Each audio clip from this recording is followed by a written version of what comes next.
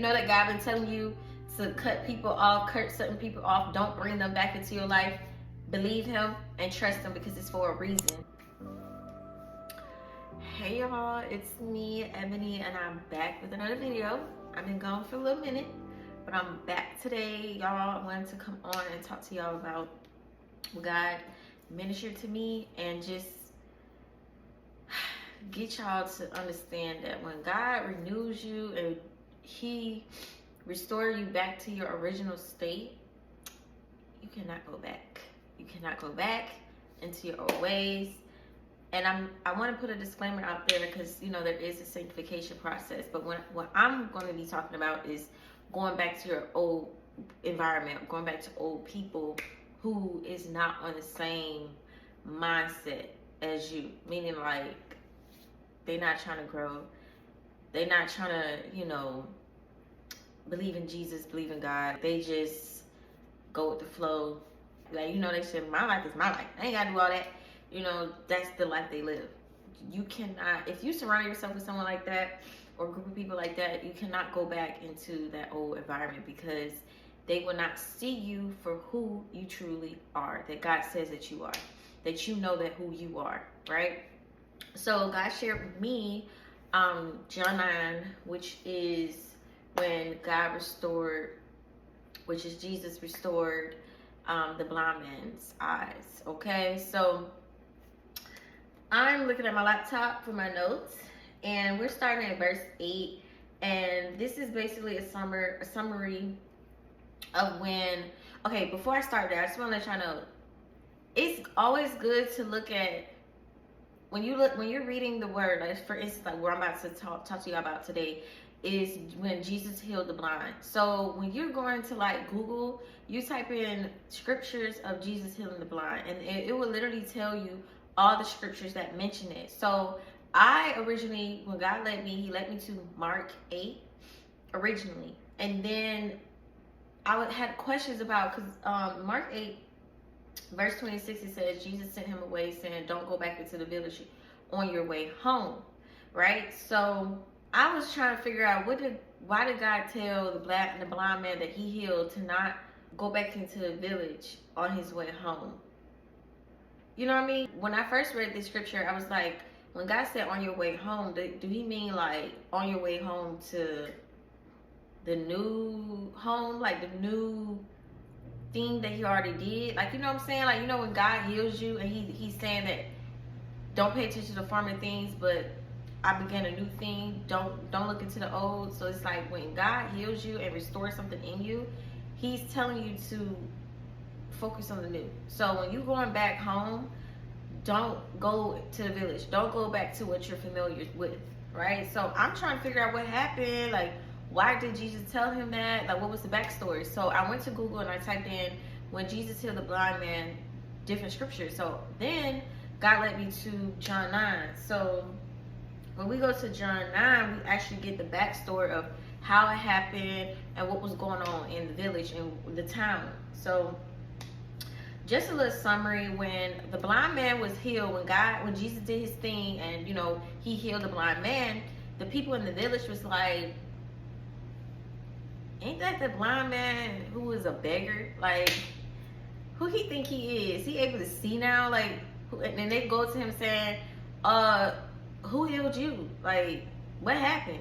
And, you know, the blind man probably at the time, as he explained it to them, oh, Jesus did it, he healed me, this and that and the third. And it went over their heads. Like, the people who are used to seeing the blind man blind and begging, it went over their head that he got healed, because it's like, I don't know about y'all, but have you ever been that person or just experienced, you know, not being your best, and people see that you're not your best and they used to seeing you doing things or acting a certain way, and then you come back into their lives a new person? It's like they ain't trying to, like, you know, you come back with like maybe a new house or a new car or whatever the case may be, and they're not used to you growing and not being who they used to seeing. You know what I mean?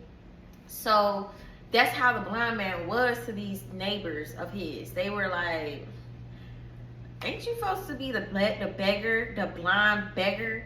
How did this happen? And then he's telling them what happened, how it happened. They're not caring about that. They're just saying, oh, well, he did that to you on the Sabbath day, so let's take him to the Pharisees so the Pharisees can deal with him or whatever. Like, they just automatically got hatred and jealousy in their heart. So they just only reporting him to the Pharisees, not because of the good thing that Jesus did, but because they didn't want him to be healed and in a restored state. Like, what? You know what I mean?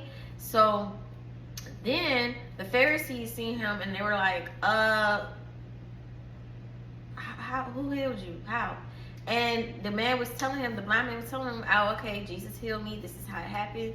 This, that, and the third. So the Pharisees not trying to hear it. They're like, okay, yeah, he did it on the Sabbath day. The Sabbath day. So we about to get him. We about to get Jesus because he know he ain't supposed to be doing it on the Sabbath day. He a sinner. Like, the only person that we trust in was Moses, and God doesn't talk to sinners, and this, that, and the third. And Jesus was like, do you really think that somebody can just come and heal somebody and they're not sent from God? You really think that they can do that? They can do what I do without God permission? Like, what are you saying? Like, and Jesus wasn't the type to be fighting and arguing back to somebody. He would literally answer their question with a dumb question. Like, he would answer their dumb question with an answer that they can't even fight back with, you know? And that's actually the word. So I'm gonna put that scripture up here somewhere, because it's like, it's in Proverbs. Like, basically when somebody asks you a dumb question, you give them back a dumb answer. But the dumb answer is not really a dumb answer. It's an answer to question how dumb that question was that they just asked. So that's what the Pharisees were doing to Jesus. And Jesus was like, yeah, this blind man is healed by me, and he's not blind. But you are blind because you don't even see the bigger picture. You don't even see that I healed this man because who I am. I am God. Like, you not even seeing the bigger picture. You're just caring about, oh, he did on the Sabbath, and he's a sinner, and this, that, and the third. And if you say that God, if you say that God isn't going to listen to a sinner, but you a sinner, you just sinned over here having jealousy in your heart and pride in your heart, not trying to really understand that I am Jesus, I am God, I am the Son of Man. Like, I'm confused. So that's just a lesson to let you know that people are gonna see you for who they want to see you as. You know what I mean? So you can't put yourself with people who see you as something negative. You know, like, if they don't have the same mindset as you, the same belief as you, trying to do the same things as you, as far as, like, you know, become a better person and dying to their flesh, trying to die to their flesh, because I understand the sanctification process. I humble myself because God has taken me to the sanctification process and still is taking things out of me, pruning me, and that's how you bear fruit. That's how you bear fruits of self-control and patience and things of that nature. And there's more fruits that I'm trying to get out. You know what I mean? So that's just to let you know there is sanctification, but just trust that God is going to heal you and get you through things that you may be struggling with. And that's the difference between someone just saying, whatever, I'm going to do what I want to do because it's my life. And if it makes me happy, I'm going to do it, and I'm not going to die to flesh. That's a different type of person. So if you're dealing with someone like that, after God restored you, how do you expect to have faith? How do you expect to know who you are when you're still dealing with people who don't believe in growth, or don't believe in restoration, don't believe in Jesus, don't believe in a better life? You know what I mean? So that's when God gave me the revelation to let me know, yeah, on Mark 8 verse 26, when he said, Jesus sent him away saying, don't go back into the village on your way home, because you can't obtain new wine with old wineskins. It's going to burst. Okay, I want to say it right. Okay, and no one puts new wine into old wineskins, or else the new wine will burst the wineskins and be spilled, and the wineskins will be ruined. But the new wine must be put into new wineskins, and both are preserved. And no one having drunk old wine immediately desires new, for he says the old is better. You know what I mean? They not if they still have old mindsets and old ways, and you knowing that God healed you from that mindset, and you try to go back into that environment, you're going to easily become who you used to be. It's going to be hard for you to renew your mind and to walk into the new. And I'm talking to myself, okay? I'm talking to myself, and I'm talking to somebody else that's out there that it relates to them, that it hit home for them. If this hit home for you, know that this is how God will speak. If you are unable to hear from God because you never try to hear from him, or you are on your journey of learning how he speaks to you, this is one of the ways that he speaks to you. He will send his people that believe in God, not saying that they're without sin, perfect without sin. There's no one on earth that's perfect without sin, but you die to your flesh every day and you repent. Okay? You repent and you don't go back to the same ways. You ask God to give you strength to not go back to the same ways. Prayer heals, prayer helps. Okay? So, with that being said, back to what I was saying. When you striving to do better with your life, you can't hang with old people. You can't be in the old environment and think that you're gonna get something new out of it. It's just not gonna work. And going back to John, I really want y'all to read John 9, because it's the restoration of what God did. And when God restores you and you are around people who never had the best for you, or they've never seen who you truly are, all they seen was what they wanted to see, what they perceived you as, and what based on what you did in the past, and based on your actions in the past, because you had that old mindset, because you needed healing, because of whatever the case may be. They're not going to change their mind about you because you come back brand new, especially if they never experienced encounterment with God, or even knew God, or even had a relationship with God, like an intimate relationship with God, like talk to him, knowing how he speaks, seeking him, stand at his feet, allowing him to be the foundation of your life, reading your word. If they were never like that, they're not going to see how God did it for you. Just like the Pharisees and the neighbors. They wasn't trying to hear that God healed him. All they was trying to figure out how he got healed. Like, he's supposed to be the blind beggar. And he ain't supposed to be the person seeing.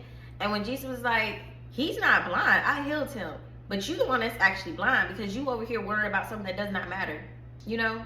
And it's so amazing how when you know that you know that you know the truth of what God did for you, can't nobody make you toss to and fro. Like, your emotions can't be tossed to and fro, because you know what God did, and you know how God delivered you, and you know how God helped you do things, and you know how God spoke to you about certain situations or certain people. You know that God got your back before anybody else on this earth. And that's a fact. So when you know that, and God reminded me of Matthew 13, like with the seeds. You know, actually, let me go there.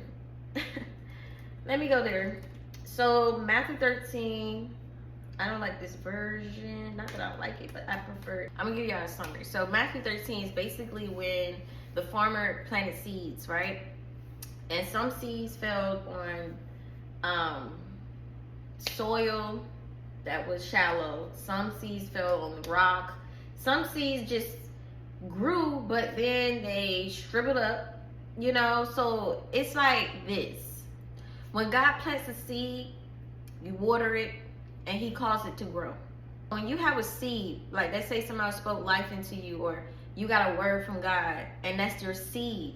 Now, when you have troubles, trials, and tribulations come up, you got to have God as your foundation, and you got to have the armor of God on you, so that way, when the enemy try to come in and snatch away the word, which is snatch away the seed that God gave to you, it won't be snatched away. You will actually grow. That's Matthew 13 verse 8. It says, still other seeds fell on fertile soil, and they produced a crop that was 30, 60, and even 100 times as much as has been planted. Anyone who has ears to hear should listen and understand. And we go on verse 14. It says, this fulfills the prophecy of Isaiah that says, when you hear what I say, you will not understand. When you hear what I do, you will not comprehend. For the hearts of those are hardened, and their ears cannot hear. And they have closed their ears, so their eyes could not see, and their ears could not hear. And their hearts could not understand, and they could not turn to me and let me heal them. But blessed are those eyes because they see, and your ears because they hear. I tell you the truth, many prophets and righteous people long to see what you see, but they didn't see it. And they long to hear what you hear, but they didn't hear it. And that's just to show you, like the Pharisees, they thought they were so righteous, they thought they were this and that, but they couldn't see that Jesus healed this blind man. They allowed their emotions, because they're not used to seeing Jesus healing. They were used to an old law. They wasn't trying to receive Jesus. So they didn't have the ears to hear, the eyes to see, or the mind to understand. The blind man had the ears to hear, the eyes to see, and he had the mind to understand. He knew what Jesus did. Jesus healed him. And he knows that he can heal him again. Whatever he's going through, whatever in the future, if he ever went through something else, he knows who Jesus was. So he was able to hear, able to see, able to understand. Not only physically see, but he was able to spiritually see what God was doing in that moment. Because he was able to, defend himself against the Pharisees and defend Jesus and allow them to know that Jesus is the one who did it and how he did it. And that's just to let y'all know that it's always good to ask God for the ears to hear, the eyes to see, the mind to understand, and to give him your perspective. Because you could face something that doesn't make sense, and it's like your flesh want to, like if you had a spirit, not a spirit, but you had like a old way of getting angry or agitated so fast, and you face a situation and it's like it aggravates you, and you just like your first instance, which was your old ways of thinking, is to go off.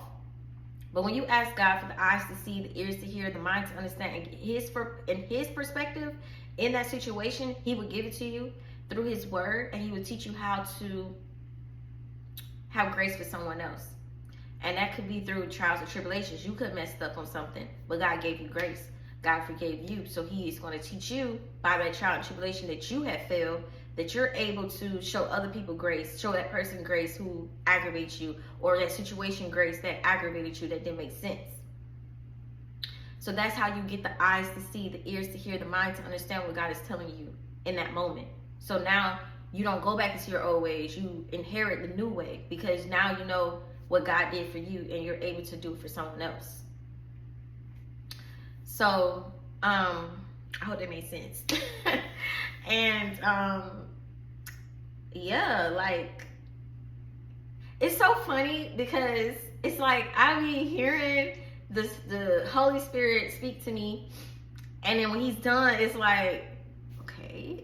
You know what I mean? Like it's nothing else I need to say. I encourage you guys to read Matthew 13 because I know I skimmed through it because I spoke about it before.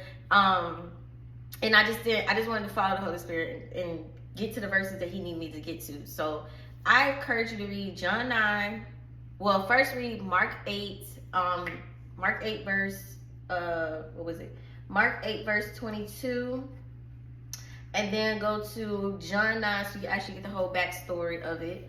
And of course it's in Matthew as well, but God led him to Mark 8 and John 9. And when God restored you back to your original state, don't go back into your old, okay? If you know that God been telling you to cut certain people off, don't bring them back into your life. Believe him and trust him because it's for a reason. Because where God is taking you, they cannot come with you. God knows the heart of men. That's why God told the blind man in Mark 8, do not go back to that village on your way home, on the way to your new destination. You know what I mean? Do not go back to old people. I don't care if they hit you up. I don't care what the case is. I know their heart. I know their true intentions. And I know their motive. So you can either take it or leave it. Believe me, or go back into your old ways. And like we just said, in, what is it? Luke 5, okay? No one puts new wine into old wineskins. So, yeah. With that being said, y'all, I will see you guys next time. I don't know why I do next time, okay? When I end this video, I don't really know how to end the video. That's that overthinking stuff. But I will see you guys next time.